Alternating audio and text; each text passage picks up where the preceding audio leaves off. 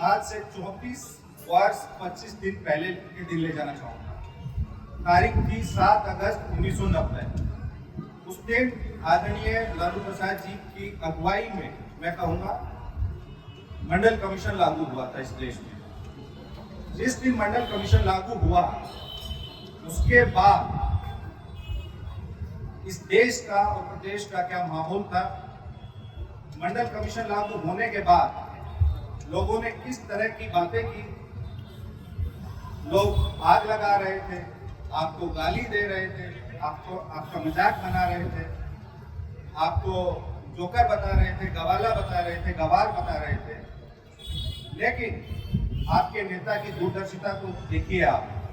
34 साल 25 दिन पहले आज वही लोग जो आरक्षण के विरोधी थे, जातिगत जनगणना के विरोधी थे, सामाजिक न्याय और समाज में समानता के विरोधी थे, आज वही लोग इस आरक्षण और जातिगत जनगणना के पक्ष में हैं। इस देश में आप एक पार्टी का नाम बता दीजिए जो कि जातिगत जनगणना के विरुद्ध है।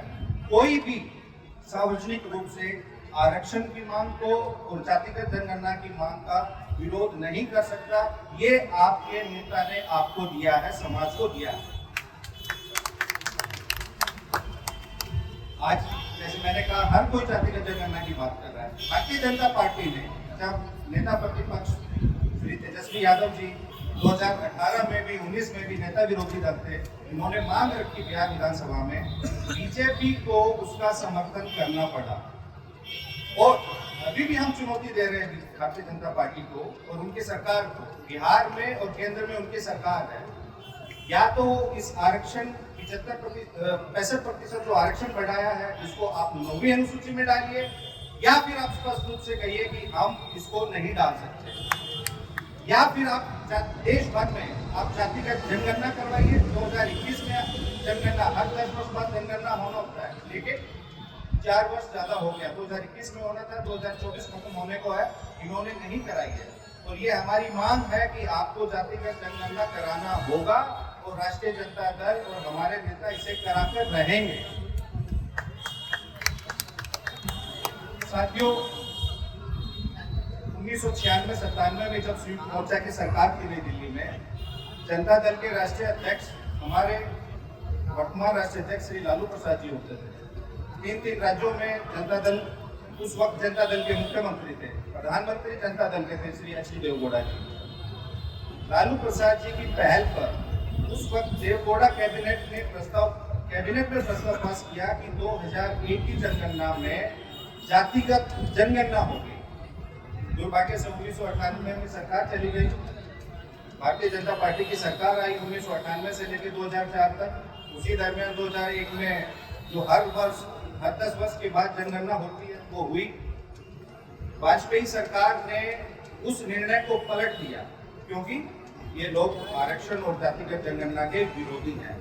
और उस कैबिनेट में आज के बिहार के वर्तमान मुख्यमंत्री वो कैबिनेट मंत्री होते थे। तो आज कह रहे हैं कि बिहार में हमने जनगणना करवा दी, तो वो 18 वर्ष से यहाँ मुख्यमंत्री थे, केंद्र में भी मंत्री रहे उस वाजपेयी जी की सरकार में।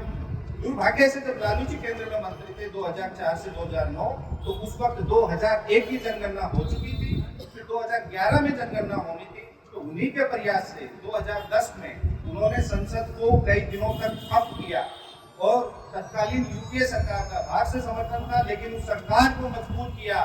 तो उन्होंने सोशियो इकोनॉमिक सर्वे के नाम पे वो जनगणना करवाई। लेकिन फिर जब 14 में सरकार बदली तो इन्होंने उस आंकड़ों को प्रकाशित नहीं किया, कहा कि इन आंकड़ों में कुछ एनोमलीज है, विसंगतियां हैं, इसलिए हम उन आंकड़ों को पब्लिश नहीं करेंगे।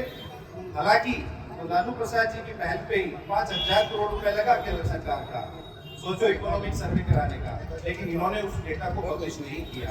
तो ये मूलतः ये लोग आरक्षण के और जातिगत जनगणना के विरोधी हैं।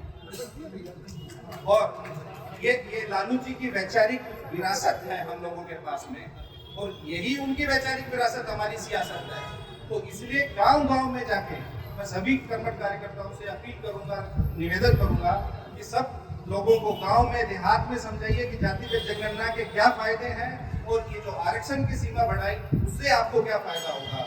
देखिए, कोर्ट कचहरी के चक्कर में इन्होंने 65% को लटका दिया। अब तो 3 लाख नौकरियां माननीय नेता प्रतिपक्ष प्रक्रियाधीन करके आए। अब आपके समाज के जो दलित, पिछड़े, अति पिछड़े लोग हैं, उनको उसका फायदा नहीं होगा। वो 49% जो आरक्षण सीमा है उसी में वो नियुक्तियां होंगी, वो चाहे शिक्षा विभाग में हो या किसी में हो। आप 3 से 4 लाख जो नियुक्तियां अभी होंगी बिहार सरकार में, उनमें आप अपना कैलकुलेट करिए कि आपका कितना नुकसान होगा।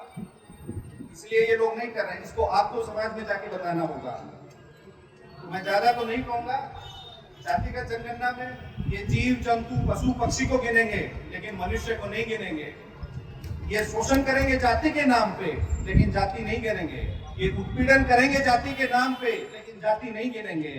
ये शादी करेंगे जाति में जाति के नाम पे लेकिन जाति नहीं गिनेंगे। ये अपने नाम में उपनाम लगाएंगे जाति के नाम पर लेकिन जाति नहीं गिनेंगे। ये खुद को श्रेष्ठ और विशिष्ट बताएंगे जाति के नाम पे लेकिन जाति नहीं गिनेंगे। ये भेदभाव करेंगे जाति के नाम पे लेकिन जाति नहीं गिनेंगे।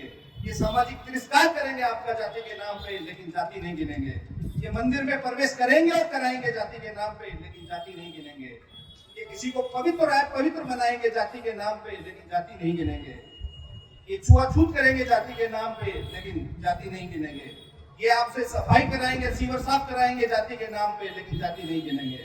ये भिक्षा देंगे और लेंगे जाति के नाम पे लेकिन जाति नहीं गिनेंगे। ये जाति व्यवस्था मानेंगे लेकिन जाति नहीं गिनेंगे।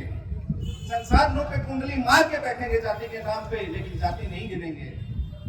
तो इसलिए सभी कार्यकर्ताओं से मेरी ये विनम्र अपील है, आप जातिगत जनगणना के फायदे बताइए, घर घर चाहिए सभी लोगों को। इसके कोई आपको कहता है, देखिए लालू जी को सब लोग जातिवादी बोलता था ना, जैसे मैंने उदाहरण दिया तो मंडल कमीशन लगा। आज किसी की हिम्मत है कोई बोल देगा। तो जो लोकतंत्र की चक्की है वो बहुत धीमे धीमे चलती है लेकिन बहुत महीन पीसती है। तो 34 साल बाद जो पार्टियां उस वक्त जातिगत जनगणना का विरोध करती थी, जिनके मुंह पे जातिगत शब्द नहीं आता था गणना का, आज वो ही कह रहे हैं कि जातिगत जनगणना होनी चाहिए। तो इसलिए आप गिनोगे नहीं तो समझोगे नहीं, और समझोगे नहीं तो सुनोगे नहीं। तो इसलिए जातिगत जनगणना के फायदे आप समझिए और लोगों को भी समझाइए। बहुत बहुत धन्यवाद, शुक्रिया।